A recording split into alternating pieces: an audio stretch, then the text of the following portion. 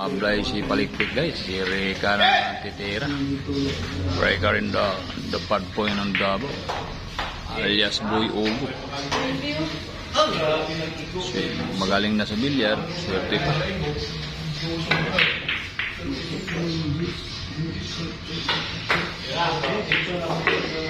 Ayan guys ha.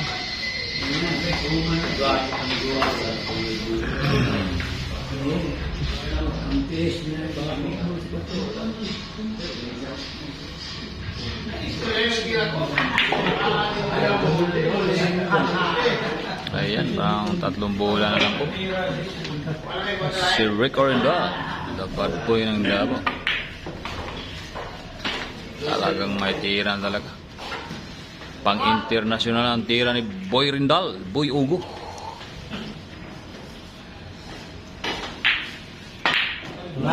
Oh, ano nangyari dun? Panalo na, natalo pa.